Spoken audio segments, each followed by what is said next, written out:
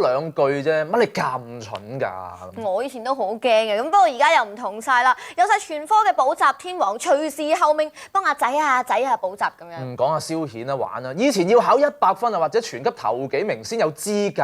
問下阿媽買唔買得部遊戲機，都未必得㗎，大佬。仲驚打 pat 添啊！咁而家啲小朋友咧，根據調查咧，每人平均有3部遊戲機咁多添啊！再講做運動添啊！以前去踢波啊，唔方見到球星啊，成日見到有黑社會啊，唔知咪等人用咧，硬係要中意入嚟踢人入會嘅。哎呀！不過而家想學踢波就易得多啦，有晒足球學校，環境又健康好多，而且仲有機會同一班球星一齊踢啊！列貝里、舒韋恩史迪加、高盧斯、林普斯。林普斯喺度嗱，之前一堆名咧，除咗林普斯球技差啲之外咧，其他嗰啲都係拜仁慕尼黑嘅球星嚟嘅。不過咁呢日就唔係佢哋嚟咗，而係一班青少年參加選拔賽，贏咗就有機會去到慕尼黑訓練，同埋同一班球星見面啦。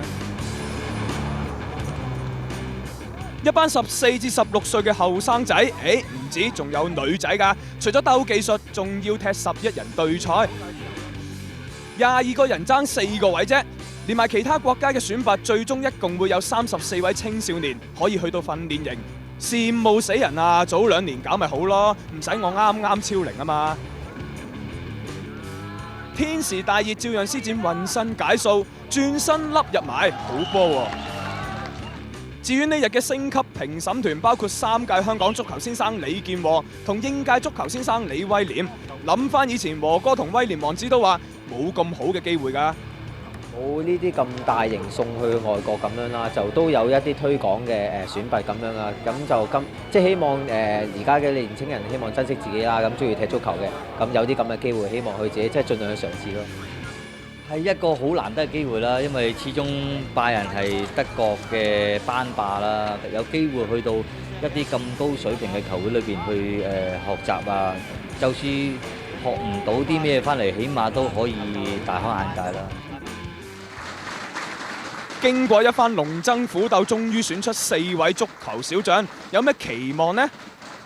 阿 Sir 話德國啲球場係最靚嘅，咁其實都冇話特別中意德甲邊一隊，但係就好想即係去睇下啲球場係咪真係咁靚咯。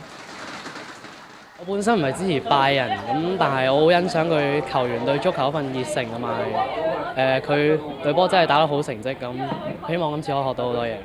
同啲球星影相咯，簽名咯，仲有係好想即係感受下喺外國現場睇波嗰種滋味咯。